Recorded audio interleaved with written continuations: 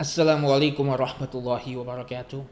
Alhamdulillahi rabbil alameen wa salatu wa salamu ala nabi al-kareem. So welcome to the first video in this new series on an introduction to Shariah, to Islamic law. And I'm glad to see you all again and to be back here with you. For those of you who are studying this as part of the Islam intensive program, thank you for sticking with us all these years and studying all these topics with us. This is going to build upon a lot of what we covered in the previous courses, both the history course and the Usulul Fiqh and Maqasid al-Sharia course. And there'll be a bit of overlap and a little bit of repetition. But really I'm building upon those courses. For those of you who have signed up for this course exclusively and not part of the Islam intensive program, I have included the lectures on Usulul Fiqh and Maqasid al-Sharia as a bonus, so that you can go back to refer to those lectures that are recorded in 2019 and 2020. And that would inshallah help you to understand a lot of what we're going to cover here, because I don't want to repeat those same topics again, right? When talking about the Sharia, I will have to talk a bit about Maqasid al-Sharia, a bit about Usul al-Fiqh, but I don't want to go into as much details as I did in those courses. Instead, what I want to focus on this year, 2024 CE or 1445 AH, I want to focus on the practical application historically of the Sharia. I want to take you on a journey of what did the world look like? What was life like for the average citizen living under Sharia? Because there's a lot of misconceptions about this, not just amongst non-Muslims, but amongst Muslims as well. If you look at non-Muslims, obviously, when they hear the word Sharia, they think of this barbaric law where people are just getting their heads chopped off and beaten up and lashed for every little thing, and it sounds traumatizing. But what really worries me is that when we talk to Muslims about Sharia, many Muslims have internalized all of these ideas that the West have put out, and even if they may be pro-Sharia, the Sharia that they are pro is the same thing that the West is saying. It's not what Islam actually teaches or what was actually practiced historically. So there's a huge problem here. People don't know what this word means. People don't know how this system operates. And one of the reasons for that is that the way Sharia operates is so different from the modern state system that for many people, they're unable to even think on that level. They're unable to think outside of the modern state system. So hopefully, as we go through a history and a reading of various texts related to the Sharia, it will become clearer why this is from God, why this is the best way to live, why this was the best system that humans ever lived under, and why we need to find ways to revive it in our times. To make this course more accessible and beneficial, I have prescribed multiple textbooks, multiple books that help shape my understanding of the Sharia, and most of them, there is a PDF version available for free download for those who have signed up for this course, but I highly encourage buying the book to support the author or the publisher. Nonetheless, these books are available for free, most of them on the author's websites. So just to give you an idea, one of them is Sharia Intelligence by Sheikh Nuruddin Lemu of Nigeria. It's a brilliant book on Usulul Fiqh and Maqasid al-Sharia, which I will be using for those sections of this course, right? Another one of my favorites that really shaped my understanding of Muslim history is Civilization of Fate by Dr. Mustafa As-Sibai, which we're going to use this book to look at how did schools and universities and libraries and the Awqaf, how did all of these systems look under Sharia, and how the Ummah benefited from that. One of my favorite books of all time that completely, radically changed my understanding of fiqh and Sharia is Ibn Ashur Rahimahullah's Risala or treatise on Maqasid al-Sharia, which has been translated into English. This book was revolutionary for me. The author, just 2 generations ago, he was the Grand Mufti of Tunisia, a Maliki jurist. He's also the author of the tafsir behind me, At-Tahwir Tanwir, the greatest tafsir produced in the 20th century. But really, his book on Maqasid al-Sharia, it would completely change your understanding of what the Sharia is and how it functions. It's absolutely mind-blowing. if you're able to really take the time to read it and think about it and understand the key points that he's making. And we will go through various chapters of that book in this course. Now, the main book that I'm going to be using as a textbook for this course is not available locally in a physical form, so I have to use a PDF version. So you'll find me reading from a PDF a lot in this course, because I don't have the physical versions available. But the key text is an introduction to Islamic law by Dr. Wael Halak. And with that, I also would highly encourage reading his follow-up books, which include The Impossible State and Restating Orientalism. But an introduction to Islamic law is the key textbook for this course. And for those of you who don't know, I highly recommend checking out all of Dr. Wael Halak's books and videos on this topic. He is one of the world's leading experts on this topic today. He's a Palestinian author based in New York. He has many videos in both English and Arabic where he discusses these topics. In fact, at the moment, he also has a series going on YouTube on this topic. I highly recommend his works. It's just the absolute best I've seen in this field. And so his book, An Introduction to Islamic Law, will be the core textbook for the history part of this course, for understanding what the Sharia is, how it was applied historically, and why it's incompatible with the modern state system. Right? For those aspects, he's the best resource on this topic, and we will be using his book a lot in this course.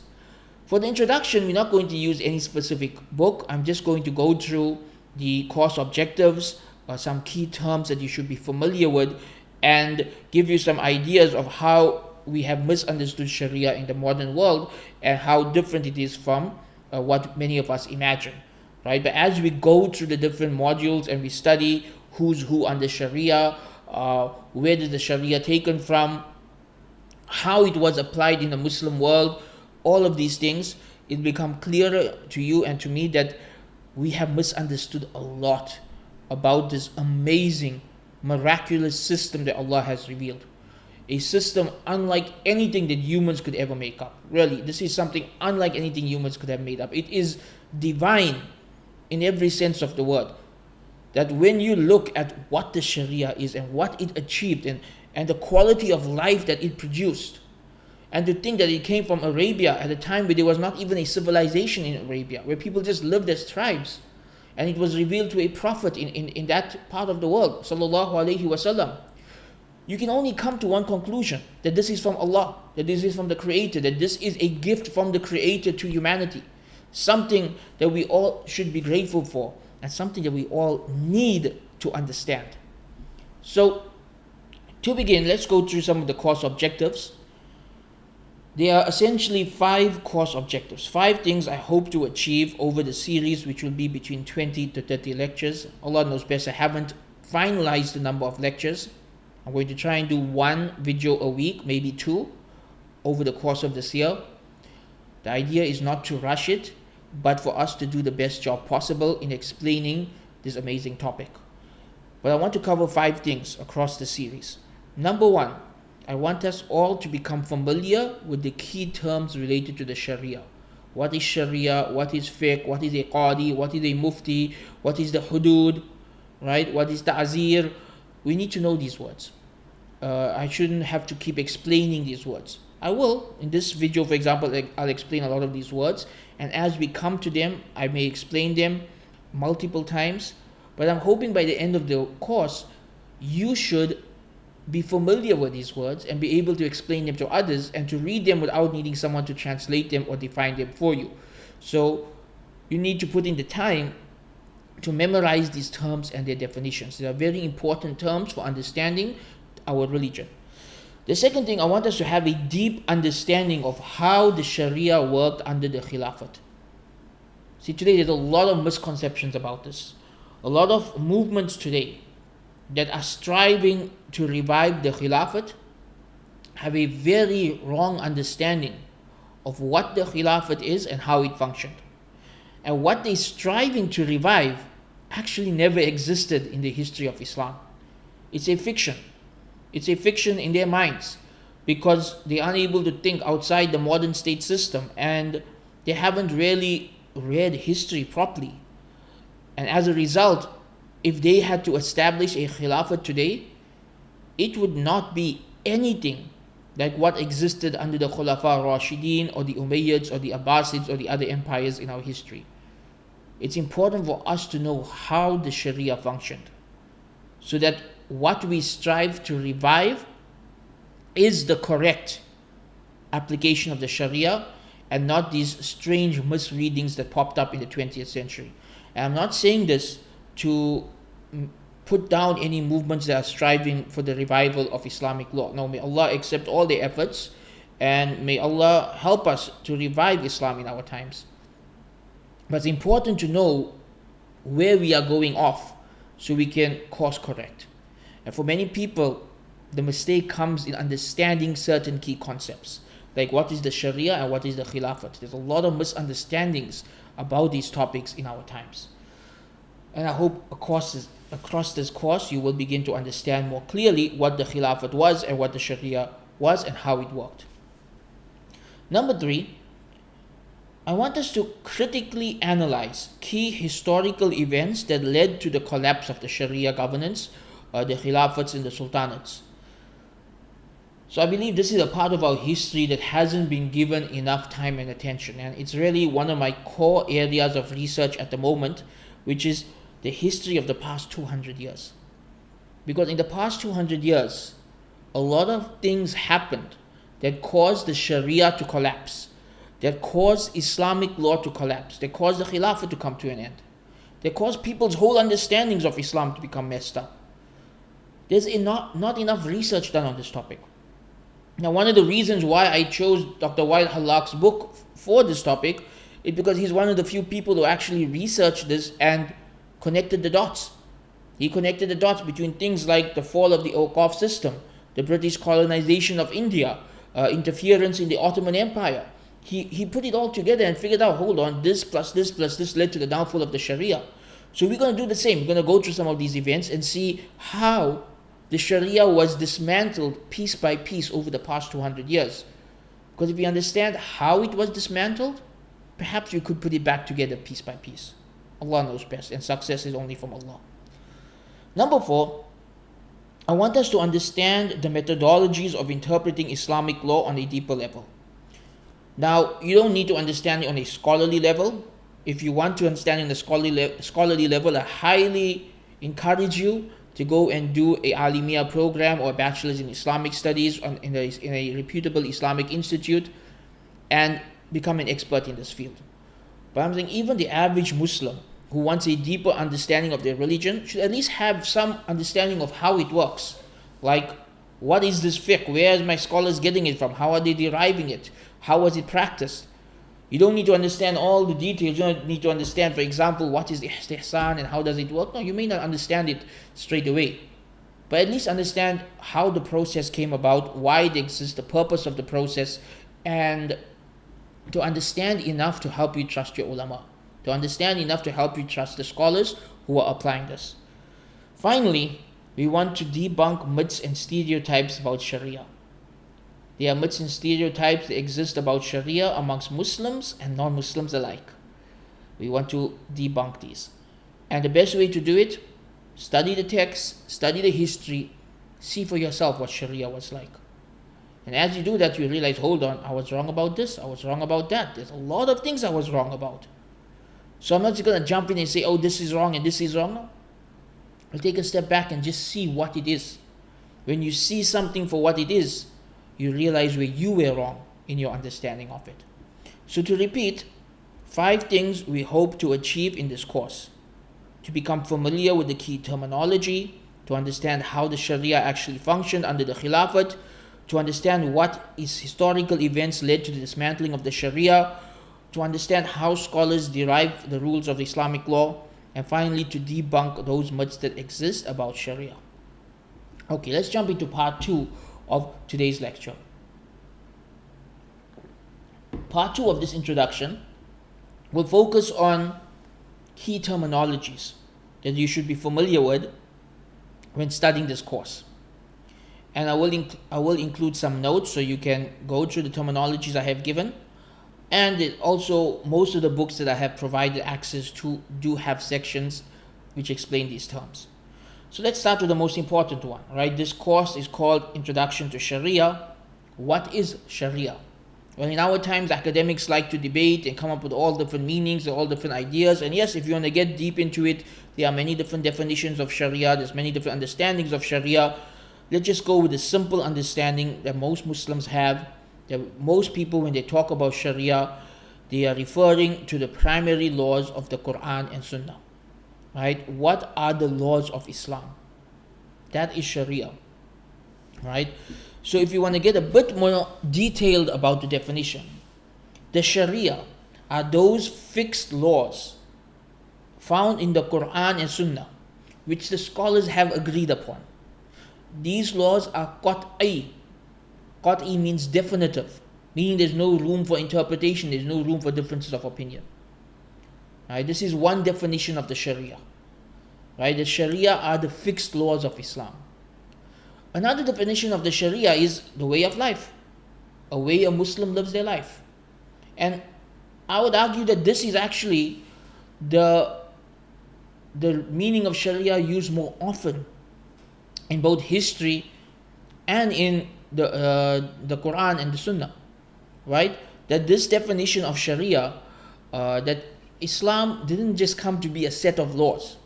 It's a way of life. And if you look at the root word Sharia, it means a way to the water part. That's the literal meaning. It's a way of life. So when people think of Sharia, they think of government laws, or they think only of criminal law. This is a problem, because criminal law in Islam is hudud and ta'zir. Hudud meaning the fixed criminal penalties, and ta'zir meaning the penalties left up to the discretion of the judge. And these two things make up a very small part of the Sharia. In fact, I would say the average person who lived under Sharia throughout history almost never had to worry about hudud or ta'zir. Right? Because these were restricted only to criminals. So then what was Sharia? Well, Sharia is the Islamic way of life. When you pray 5 times a day, you are following the Sharia. When you have good moral, ethical character, and you run your business in a halal manner with integrity, and you pay your workers on time, and you treat them fairly and justly, this is Sharia. When you run your household in an Islamic way, where the father is the leader, and the mother prioritizes the raising of her children, and the man provides and he protects, this is Sharia. Right? Sharia is a way of life, the Islamic way of life. Then what's fiqh? That's the second question. What's fiqh? Because people mix these words up, right? When you translate the word Sharia, it normally translates as Islamic law. And when you translate the word fiqh, it also normally translates as Islamic law. Sharia, we said, means the way of life or the primary laws of Islam. But let's stick with the way of life for now. Fiqh, the word fiqh actually means understanding. Right? The word fiqh actually means understanding. Like in the hadith narrated by Muawiyah radiallahu anhu, in which the Prophet sallallahu alaihi wasallam said, May yuridillahu bi khayran yufaqihu fid din. Whoever Allah intends good for, He gives them the correct understanding of the religion. Right? The word yufaqihu, gives him the correct understanding, comes from the same root word, fiqh. So fiqh means understanding. So what does fiqh mean as a actual terminology? Fiqh means the understanding or the derived laws, the understood laws of Islam. This means that a lot of the day-to-day laws of Islam are not taken explicitly from the Quran and Sunnah, from verses that are not open to interpretation. Most of our laws are derived from a scholar's understanding of the Quran and Sunnah. And these laws are zanni, they are speculative, meaning that they are open to difference of opinion. So when we talk about fiqh, we are talking about a scholar's understanding of the Sharia, or interpretation of the Sharia, or application of the Sharia. Right? So look at it this way. The Sharia are the primary laws that Allah revealed, most of which are very simple laws, right? Pray 5 times a day. Don't commit zina. Don't steal. It's a very straightforward laws, right? You don't need any interpretation For what does it mean by don't steal? What does it mean by don't commit zina? What does it mean by pray 5 times a day? They're quite straightforward, right? Fiqh is the interpretation of the law and its application on a daily basis. So for example, someone drags his neighbor to the judge and says, my neighbor stole an apple from my tree. And the neighbor says, hold on, the branch was over the wall on my side, so technically it's on my property. Well, the judge has to figure out who's right, who's wrong. What do we do about this? Does this count as stealing? Does it count enough as stealing to apply this punishment? Now with all these variables in place, he now has to use his understanding. He now has to figure things out. He now has to do what we call ijtihad, right? He has to figure out what is possibly the correct ruling. And this is how fiqh comes about. That there's always new situations, there's always new variables to deal with. And the more situations and variables we deal with, the more human opinions we will come up with for interpreting them. And what happens in fiqh then is we have a lot of differences of opinion in both methodology and specific rulings. And also in fiqh, nobody, at least nobody should, consider their opinion to be authoritative, that their opinion is 100% correct, that this is the right opinion. Now I know in our time some people do, and when we study the history of what the British did in India, they will understand why they have that mindset. But if you actually go with how fiqh functioned for over 1,000 years, when the faqih, the scholar of fiqh, would make his ruling, he understood this to be, this is my opinion, and there is a potential that I am wrong, and Allah knows best. Right? This is how fiqh functioned for the bulk of our history. It's only very recently that people started treating fiqh like it is the Shariah. So, if we had to summarize what we just said, Shariah is our way of life or the primary laws of Islam, and fiqh is how do we understand and apply these laws on a daily basis, and it is from fiqh that we get the different methodologies of fiqh, the different madhabs, the different opinions, and this is the way Allah always wanted it to be, right? If Allah wanted this religion to just be one set of opinions, He would have just revealed a long manual of fiqh or a long manual of Sharia. Instead, He gave us principles and He gave us a diversity of thought leading to a diversity of application of these principles. And as you will see that it is part of Allah's mercy, the more we study the history, the more you realize it is part of Allah's mercy that fiqh is something that is so flexible and so open to difference of opinion and so accommodating to different cultures and different situations and different ways of thinking. So, some other terms you should be familiar with. Related to fiqh, we have the term usulul fiqh. Usulul fiqh means the methodology for deriving the fiqh rulings. So every scholar has a methodology for deriving a fiqh ruling, right? And linked to the word usulul fiqh is the word madhab. So if you always wonder, what's a madhab? Why do you have so many madhabs? A madhab is a methodology of deriving a fiqh ruling that is attributed to a specific scholar in history. So historically, a certain scholar, for example, Imam Abu Hanifa rahimahullah, he clarified a methodology for working out fiqh rulings. And many scholars after him use that same methodology for deriving fiqh rulings. They may not always have arrived at the same ruling as him, but they use the same methodology. So they become known as Hanafis, because this is their methodology for working out fiqh. Likewise, Imam Malik had a different methodology, a different usul al-fiqh. And anyone who followed his methodology became Maliki. And yes, not all Malikis agreed to Imam Malik on every issue, but they followed his methodology for deriving the rulings.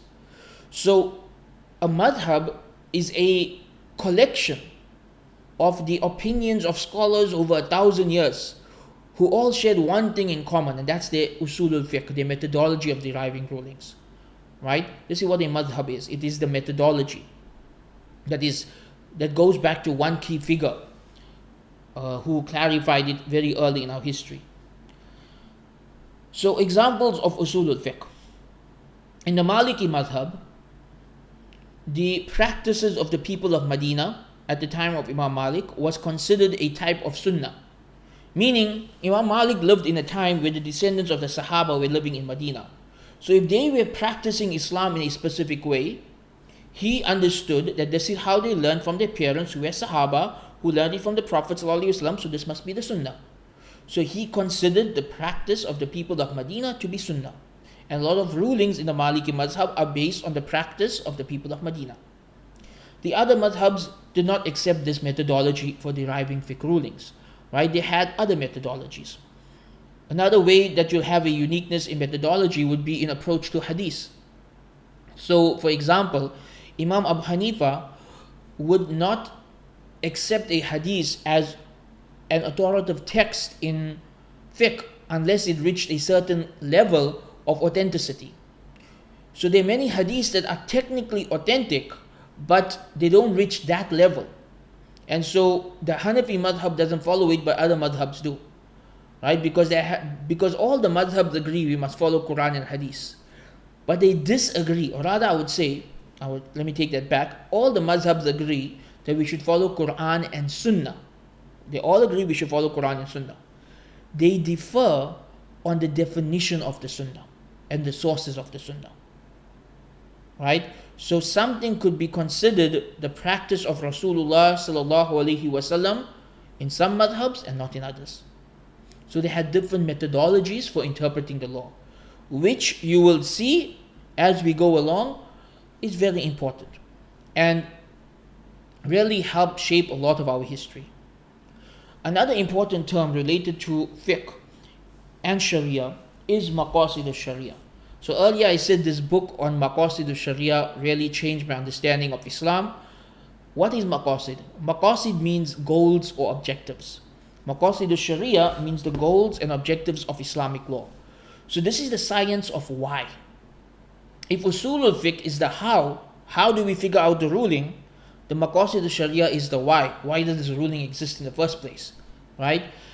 And what maqasid al-Sharia teaches us is that Allah subhanahu wa ta'ala is al-Hakim, He is infinitely wise. Therefore, every law that He has revealed has a wisdom behind it. Sometimes we may not understand that wisdom, but most of the time we can understand it. So it is a study of the wisdom behind the laws. Why do we pray 5 times a day? Why is zina haram? Why is marriage such a big deal in Islam? Why are there different gender roles in marriage in Islam? To understand all of these whys, we go to maqasid al-Sharia.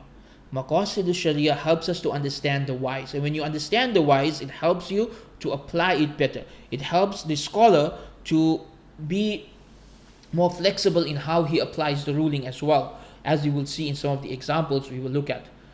So, maqasid al-Sharia is a really interesting topic, and I may do one video on it as part of this course. But again, I did cover this back in 2019. So if you go to the past recordings in this program, you will find that all of my past recordings of Maqasid al-Sharia are there, although I think they're in audio format because I didn't have video recordings available that year. So you can go back and go through those. But just to do a summary, I will do a separate video on this topic, inshallah. Another important science related to fiqh is qawaid al-fiqhiyya, maxims of fiqh. This is a science that came about much later in our history, but it's actually very important. Qawaid al-fiqhiyya, or fiqh maxims, means basically formulas or short statements of fiqh, right, that summarize fiqh rulings. So instead of memorizing hundreds of fiqh rulings, you memorize a few formulas, and those formulas help you to figure out the rulings or to remember the rulings. So examples of maxims of fiqh would be something like every action is based on its intention. Right? There are many laws of fiqh that go back to one simple maxim. Every action is based on its intention. For example, you just prayed 4 rakah. Was that 4 rakah of zuhr, 4 rakah sunnah before zuhr, 4 rakats of asr? Your intention. Whatever your intention was, that's what it was. Right? The action goes back to the intention. Another example of a maxim of fiqh that plays an important role in Sharia, and that was eventually absorbed by the non-Muslim system as well, is that people are innocent until proven guilty. right? In Qawaid al-Fiqhiyah, this was called Bara'atul Asliya, original default innocence. I think that's a better translation, default innocence. That human beings are innocent by default. If you accuse someone of something, you have to provide evidence, and until the evidence is strong enough, we will consider them innocent. So this concept of innocent until proven guilty is an important maxim of fiqh that the judges would use when dealing with any court case, and it became so popular that eventually, when the Europeans were introduced to it through Islamic Spain, it became part of the European court system, and it remained so until recently. I say until recently because in the past 10 years, it seems, at least on the ground, people have become more of a guilty until proven innocent kind of mindset, right? We now live in a time where people get cancelled over the slightest accusation without any kind of court case, which is completely un-Islamic. So there hasn't been any technical changes to the law in the West, but on the ground, the way people are treated, it seems that people are guilty until proven innocent. But nonetheless, the Islamic system is people are innocent until proven guilty. And there are many other examples we can go into. Again, the course that we did back in 2020 was on Qawaid al-Fiqhiyah. I remember because halfway through the course we had to close down because of the lockdown starting. But it is available in the bonus section where I went through all of the major Qawaid. It's well worth checking out if you haven't seen it already. Another example of Qawaid al-Fiqhiyah is the al-aslu fil ashai al-ibaha, that the default ruling of anything is permissibility, right? So when it comes to things of this world, and there are some exceptions, but when it comes to things of this world in general, things are halal until proven haram. This is a qaida of fiqh. So we went through a lot of terminology today, and I know some people find it difficult to memorize terminology, but as we keep using them over and over again over the next 20 to 30 lessons, inshallah, you will become familiar with them, and these terms will become easier for you to remember and to use, right? We learned that Shariah is the Islamic way of life, or the primary laws of Islam. Fiqh is the understood laws of Islam derived by the scholars. Usul al-fiqh is the methodology for deriving those laws. A madhab is a methodology that is linked to a specific scholar in history. Maqasid al-Shariah means the goals of Islamic law, and Qawaid al-Fiqhiyah means the maxims or the short formulas for deriving fiqh rulings. Two more terms that you need to be familiar with: the khilafat or caliphate in English, and ijtihad. So ijtihad means that when a scholar does the research and analysis and the thinking needed to arrive at a fiqh ruling, this is called ijtihad. Ijtihad includes using usul al-fiqh, using qawaid al-fiqhiyah, using maqasid al-sharia. It includes all of this. It simply means a scholarly effort to arrive at the correct conclusion.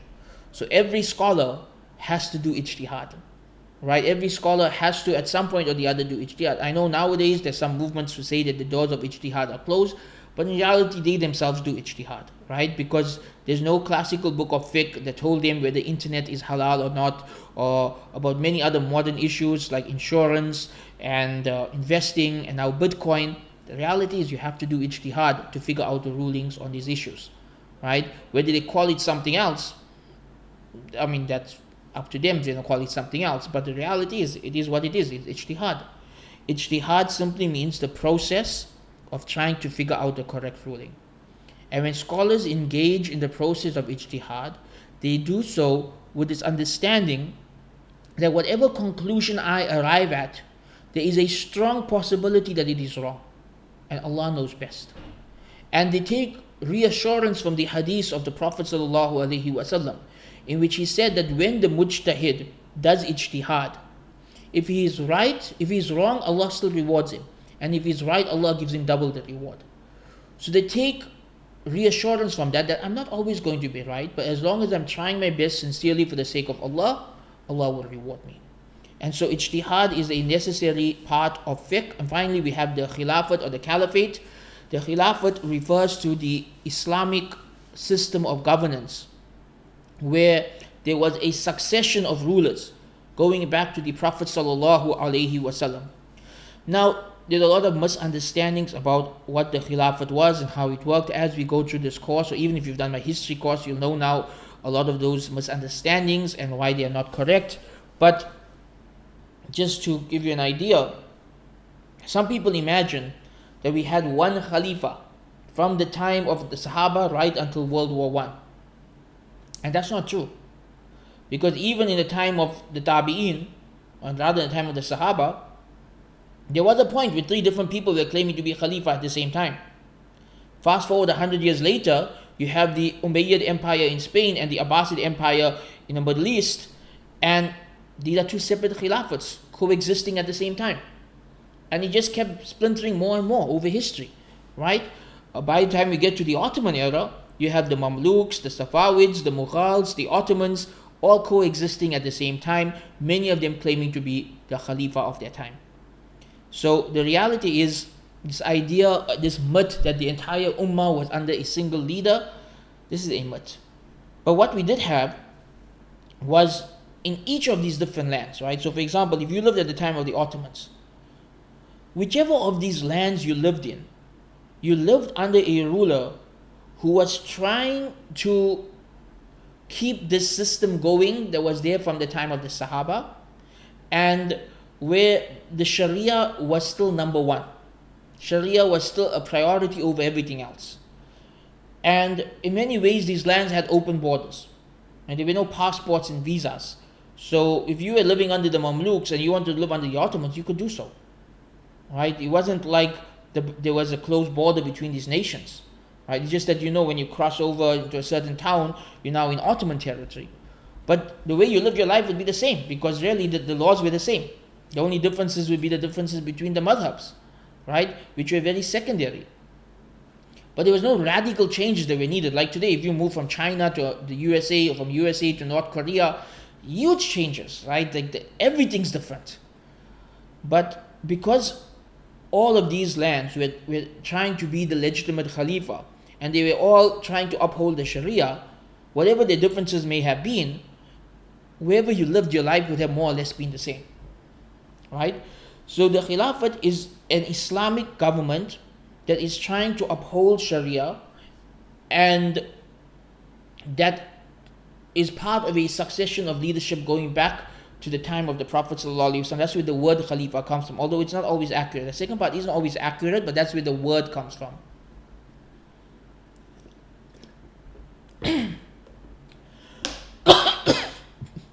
Excuse me.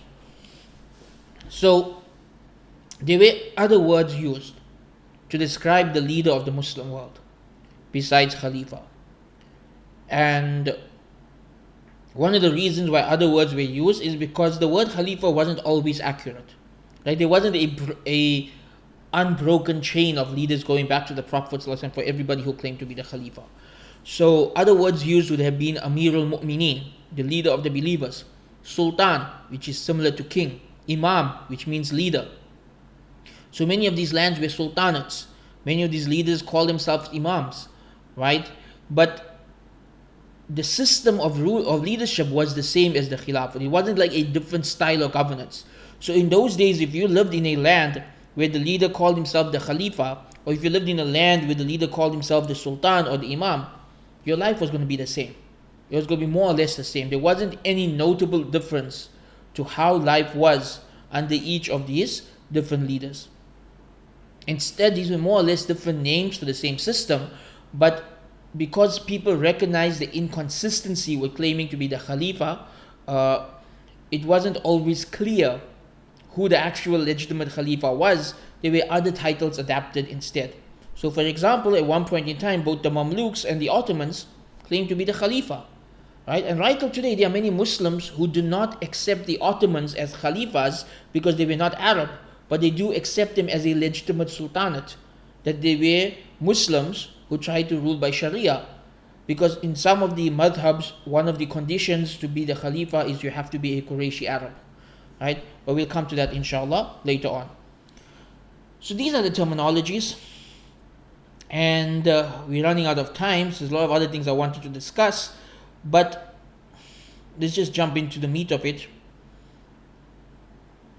I want to go to one quotation from Ibn Qayyim al-Jawziyah rahimahullah about what the Sharia is. And this quotation alone, it clears up many of the misconceptions that people have about the Sharia.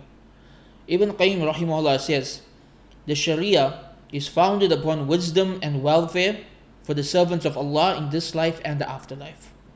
In its entirety, it is justice, mercy, benefit, and wisdom.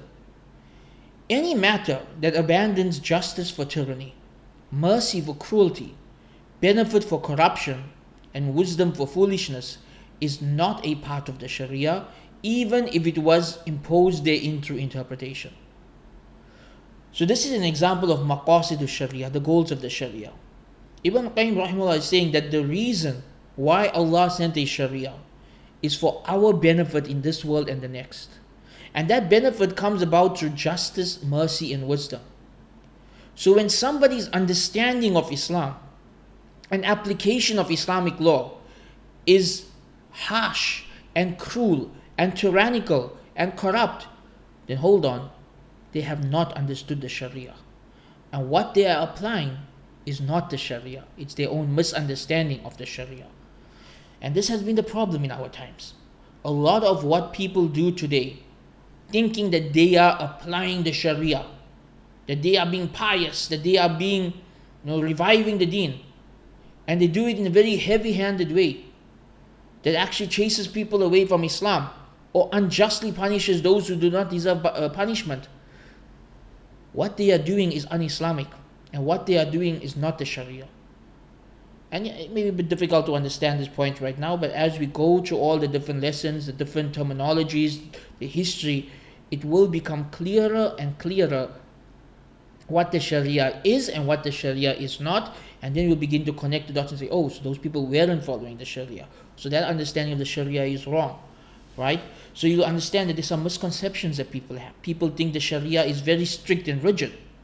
In reality, it may be the most flexible law system to ever exist. Like, if you compare it to modern law systems, it's very flexible. Like nowadays, the modern law system, they have like a strictness on very petty things, very silly things, but they're like, that's the law, we have to follow it. But the law doesn't make sense. Yeah, but it's the law, we have to follow it. That's not how the Sharia was for the most part, right? There's a lot of systems built into the Sharia that actually made it quite flexible in its application on the day-to-day basis. It's also, a lot of people think Sharia is just about, chopping off heads and chopping off hands, and really that makes up less than 5% of the Sharia. And I'm going to give you an example that really puts that in its place, right? And by the way, I know nowadays some people have this revisionist approach where they try to say that no, there's nothing like that in the Sharia. That's all lies. Really, it's in the Sharia, right? It's in the Quran, the male and female thief chop off their hands, right? Or the female and male who commit zina, lash them 100 times. This is in the Quran. So those who deny it are rejecting clear verses of the Quran. But rather, what I would say is people's understanding of how this is applied and when this is applied is very incorrect. Other people think that the Sharia is outdated and would not work today. I disagree. I think now more than ever, we really need a revival of Sharia. Whatever humans have tried over the past 100 years has not worked. Really, whatever we tried over the past 100 years has not worked. The world is an absolute mess right now. Crime is out of control. Immorality is out of control. Corruption is out of control. Economies are suffering. Entire countries are suffering. Poverty is at its worst. This is all because of people abandoned the Sharia. And really, the Sharia can fix all these things. It can fix all these things if it's applied properly. Another misunderstanding that Muslims have is that they think that the opinions they see in fiqh books are the Sharia, and that these opinions are absolute, and that there's no way around them. And as you will see, especially through the examples we'll go through, and I'll go through a couple of examples today to end up this introduction, that fiqh is meant to be a very flexible system, and the way it was applied historically, they didn't look at these opinions as absolute, but more as default positions, right? Finally, some people say, look at Sharia countries today, they're not working. And my response will be, there is no Sharia country today. There is no Sharia country today. Those countries that claim to be following Sharia, they are following a amalgamation of the nation-state model, British colonial law, little bit of Sharia sprinkled here and there, and some level of secularization. Right? So yeah, what they're following is an abomination. It's a monstrosity. It's mix and match. Obviously, it's not going to work. There's no consistency in framework. There's no consistency in methodology. There's no consistency in sources of law. How would it work? How would that work? This makes no sense, right? If you're saying, okay, for family law, we're going to take a little bit from the British, a little bit from secularism, a little bit from Islam, that's not going to work. Their goals are different, their systems are different, their values are different, their methodologies are different, everything's different. So there is no Sharia land on earth today. Since the Ottoman Empire fell 100 years ago until today, there is no Sharia land. All these countries today that you think are following Sharia, they are following a mix and match version of modern law, and they just put a few Sharia laws here and there to claim they're following Sharia. While in other aspects, they don't even think about Sharia, right? Because most of these countries have a riba-based economy. Riba is haram. You have a riba-based economy that's not Sharia, that's anti-Sharia. So there are many other things like that we can go into, but my point is that there is no Sharia land today, so you can't point to any land and say, oh, see, there's an example of Sharia not working. Because no one's really doing it properly today. Okay, to conclude,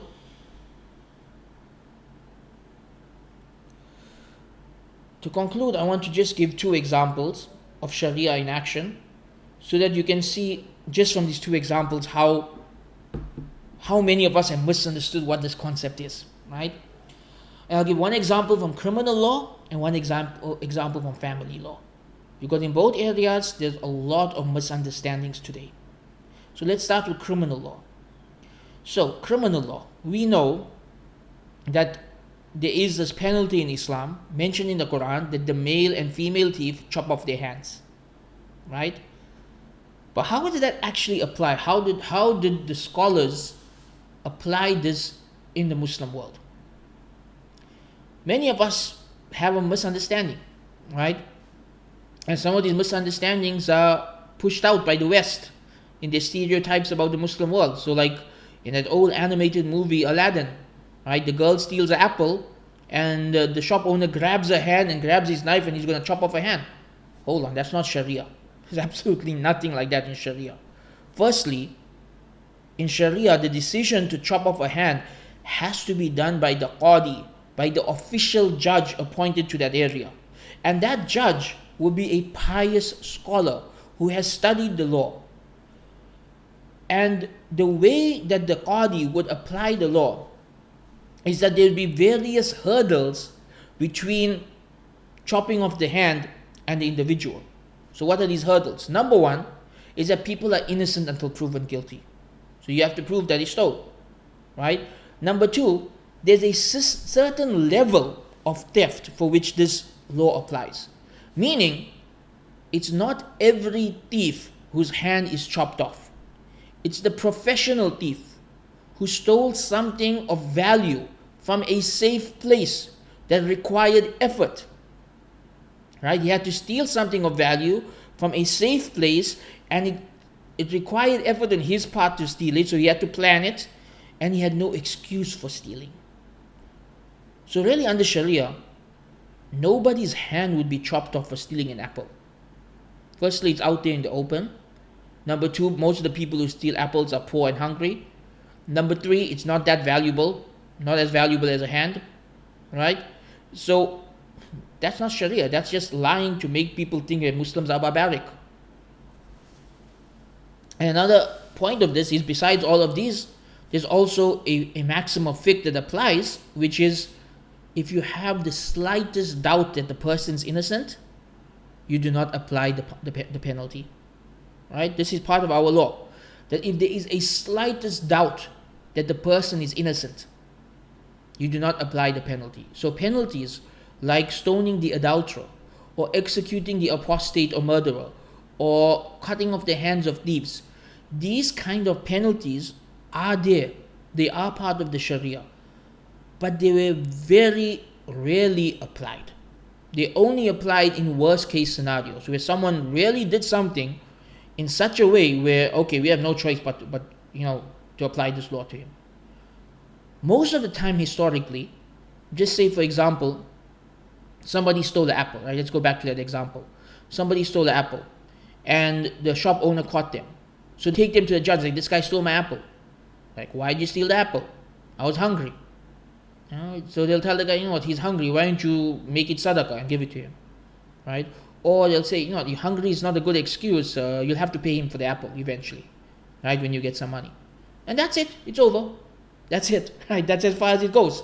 There's no throwing a guy in prison. There's no putting a person 6 months in prison. There's no chopping off hands. There's no chopping off heads. No, it's just like the guy was hungry. He was poor. He couldn't afford the apple. Let's try and help him out.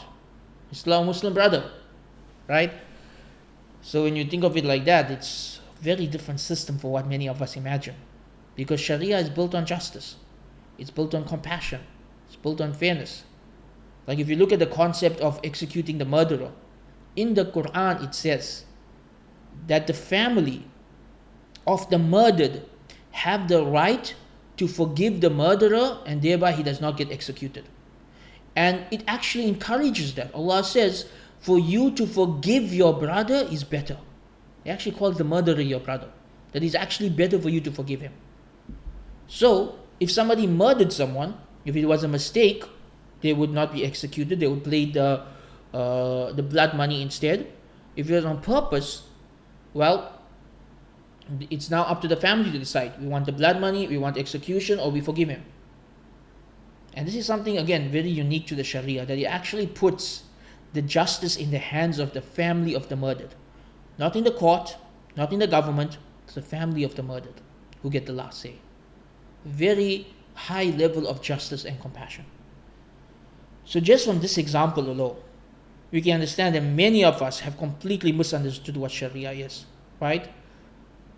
This is a very just law system. It's a very compassionate law system. It's a very flexible law system. There's a lot of it built around trying to keep society together, trying to bring people back into society, trying to help people, trying to overlook the mistakes of others. A lot of this is built into the Sharia. It's about social cohesion. It's about maintaining family ties. It's about ensuring that people have a way back to Allah. All of this comes first. So then whose hands gets chopped off, you may ask? Say, what's the point of having this law in the Quran?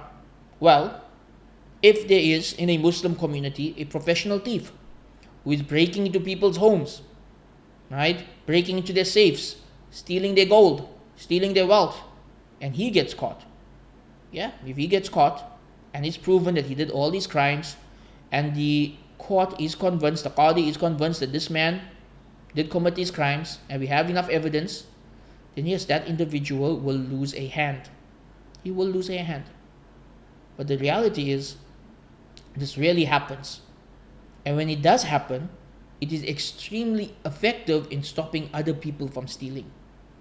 So you will find that lands that have this law have much lower crime rates than other lands today. Right? Like the land I live in has one of the highest crime rates in the world.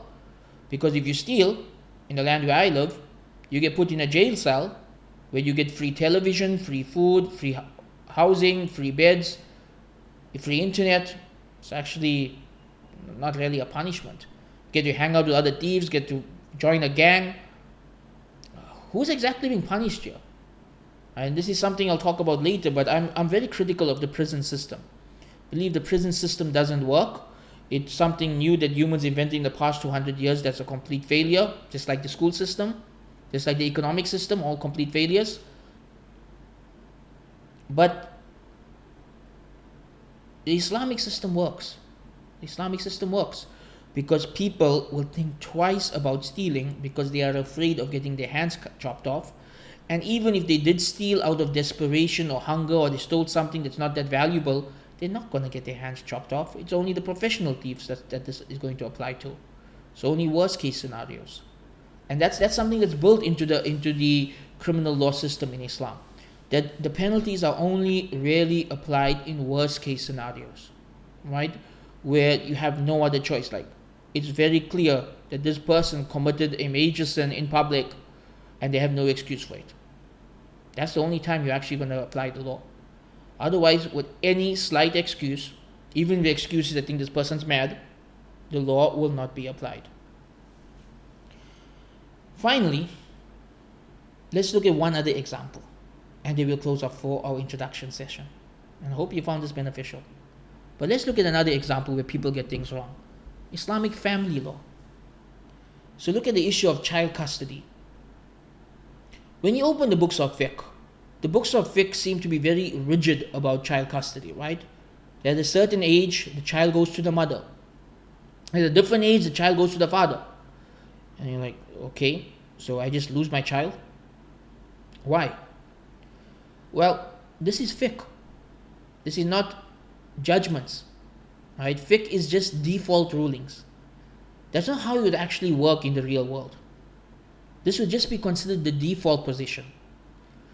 The judge, at his discretionary, he could move away from the default position if he felt that in a specific situation, this is not the best option, that this would be unjust. So for example, in the real world, if you were living under Shariah and there was a divorce and the man is claiming custody of his child and the woman is claiming custody of her child, they would go to the local qadi, the local judge. And the judge would listen to his side of the story. He would listen to her side of the story. He would do a character inquiry into both of them. Speak to their families, speak to their friends, try to figure out who are these people. And, what are they like? How do they treat their children? And then he will make the final decision based on all of this information. So he may come to the decision that the father has more rights over the child, or that the mother has more rights over the child, or that they should split custody, or in many cases, he let the child choose for themselves.